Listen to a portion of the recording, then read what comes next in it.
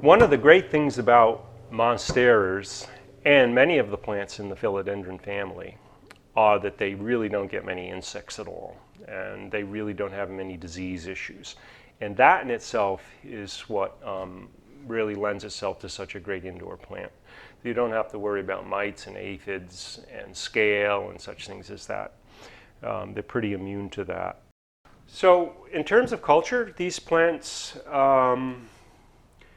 grow vertical, and they benefit from staking or some kind of support. If you don't do that, the plant itself will actually fall over and start climbing along horizontally. In their growth, they have a juvenile form and they have a mature form. And the juvenile form actually gives us this leaf without the Swiss cheese in it. And as they climb up, you can see the leaves have started to mature into their full size. They get a little bit bigger than this. Borsigianer is a variety of Monstera deliciosa, and its leaves are actually a little bit smaller, which is actually nice in terms of its ability to fit in a house very easily and into somewhat limited spaces. So as I mentioned, they are climbers, and they do need support. So here we have actually put a stake in this to keep this plant going vertical. As you can see on the back side of it, there's a lot of aerial roots that are coming out. And if you gave that something solid, they will actually stick to that, which is normally in the jungles would be the trees. If you don't, you can allow them to grow like they're doing right now, just vertically on a stake. And the plant actually doesn't create side branches, so it's got one stem that is heading off in some direction. And to grow this as a container plant, it either needs to be staked or trained onto something. Here we have a stake that we've put in, and actually you can use twist ties or plant stakes to wrap around and hold it. This particular one here, we were able to tuck it under the leaves so the stake is actually holding it up. And it can be trained around windows. It can be trained around, I've seen it used in sliding glass doors where it actually goes around the whole door. Or if you want to contain it as a smaller plant, it'll need to be pruned. And so on a plant like this is actually not too big, but say we had 4 or 5 feet on that, we'd actually cut that plant way down, probably down to here, which is probably a foot or so from the soil. And we would choose a very nicely variegated leaf, make sure it's not all white or all green, because that growing eye is going to contain that variegation. And then once you've made that cut, a new sprout comes out, and then the plant starts off again. As the plants grow, they're going to need larger pots, and so we need to repot them. And in terms of the container that we put them in, they're very adaptable. They don't have problems with root disease, so clay is not an absolute necessity. You can grow them in glazed pots or plastic pots, whatever you might have. They're happy in pretty much anything that you put them in. If we take a look at this root system here, which we're going to take out of this pot, they have an ability to stick, the roots do, and that's how they actually adhere themselves to the tree. There you go, there's a great root system on that. This has been grown as a hanging plant. We do that for space in the greenhouses. And you can see there's a lot of nice, very white roots, a nice white root tip climbing around the top of the plant. And this plant is actually ready for repotting. It needs to get moved up. And so we can move that up 2 inches, which would be into a 6-inch pot, or we could go up a little bit bigger into an 8, which would probably make the plant a little more dwarfed in terms of the container, but it'll actually give us a little bit more room, and you won't have to repot it so frequently. So what we're going to do is take some potting mix, and this is a standard peat-light potting soil. This is perlite, vermiculite, peat moss. It has some limestone in it and a small amount of fertilizer. And then what we do is we always center the plant to the stem to the center of the pot, and we settle it in like that, and there we go. And now this plant actually, pots about the same size as these right here. This plant can grow, yay big before it's going to need another repotting. Once you get done potting it, you want to make sure you give it a good drink so that the soil settles and the capillary action of soil can actually connect and start giving water and moisture to the root system. There you go. The Monstera is actually an aroid, and it's in the family of philodendrons and spathiphyllums and such things. And it produces a flower. The flower is actually beautiful, which is kind of white and has a hood over it. And it puts out this long central stem inside it, and the fruit is actually edible.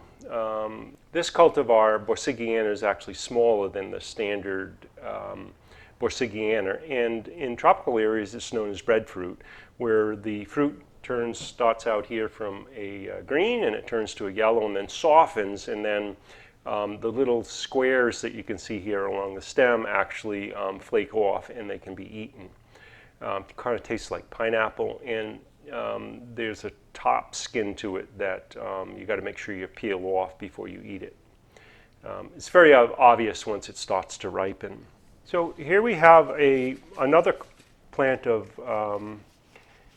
Monstera Borsigiana that was growing in the greenhouses, and it actually has some hitchhikers that came along. This is a Nephrolepis fern, a Boston fern, and they actually seeded in here during its growing. It made kind of a companion planting for this, and it could be weeded out because in many ways in the greenhouses it is a weed, but I think we're going to leave it in there. It has a lot of beauty to it. This particular leaf here you can see had some damage on it. A lot of times when leaves like this are all white, they actually will get damaged like that. There's no chlorophyll in this, so there's really not much to support it. So we simply prune that off. And this plant was growing without a stake. You can see it has kind of a floppiness to it, so we simply put a stake in there. And this one here, I would probably put a tie around it just to hold it stable until it finds its way. You got to remember, if you're using plastic ties like this, they can over time actually girdle the plant. So periodically check that and make sure that there's enough slack in it to give the plant room to grow. Although the stems on these really, once they reach mature size, they actually don't grow much larger than this. They'll reach a mature size and then the plant will go on from there. So as plants grow and they get larger, eventually they will grow out of whatever space you put them in, unless you happen to have a tropical rainforest and these are allowed to go wild. And so we need to do some pruning on them. And this is not a plant where we have to do too much pruning. Occasionally we have to groom off a bad leaf or a poor leaf as such as that. But these plants will run 6, 8, 10, 12 feet in whatever direction they find themselves wandering. And so periodically, as I mentioned, we need to cut them back. And to do that, we actually need to bring the plant down fairly close to the soil. Now this particular one here actually made an offshoot, which will actually lend itself to allowing the plant to restructure itself quickly. But what we do is, when we do the pruning, is we try to select a leaf that has good variegation in it. We don't want one that possibly has a lot of white and green, because the growing point may actually carry that, and then you'll get all white or all green.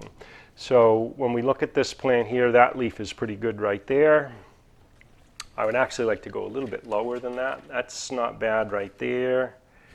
And what do we have here? That's a great leaf right there, but that's pretty far down, but that's not bad. We will actually do a cut on that. So what we're going to do is we're going to cut just below the leaf above it, just below the leaf above it. The interesting thing about Monsteras is they don't have a growing eye right tucked down in where the leaf is like most plants. They actually, the growing eye is is a little bit farther up, and it's exposed. It's hard to see here on the stem, but it's actually exposed right there.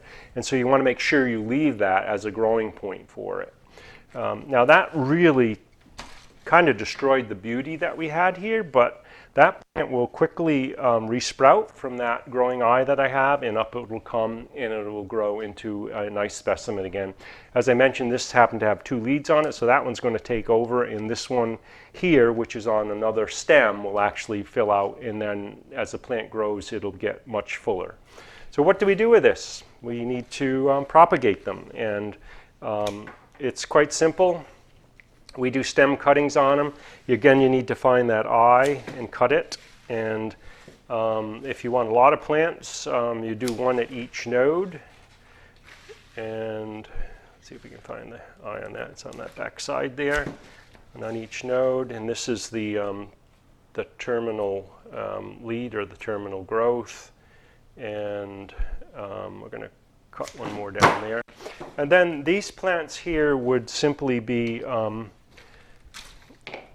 potted up. And the interesting thing about Monstera is that you always have roots already started, so it's not like we have to try to get roots to grow out of this. These roots will simply take off, even if you have to cut them off some like that to fit them in the pot. And then to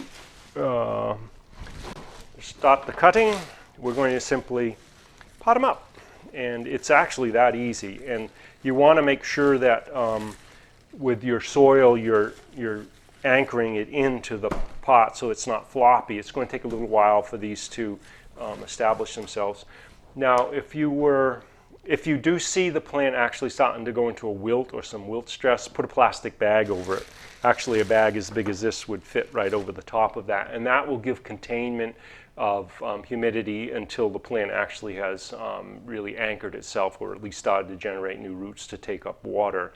Generally, that's not an issue with this plant, mainly because it's got such resiliency to dryness, and it already has roots on the plant. And then, as we always do, we want to make sure we water the plant in thoroughly after the propagation is put into it.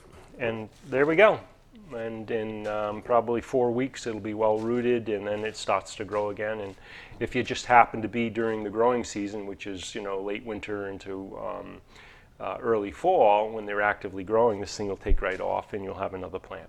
So thank you for watching today. There's a little bit of information on growing our Monstera borsigiana, one of our more beautiful foliage plants for the interior of a home.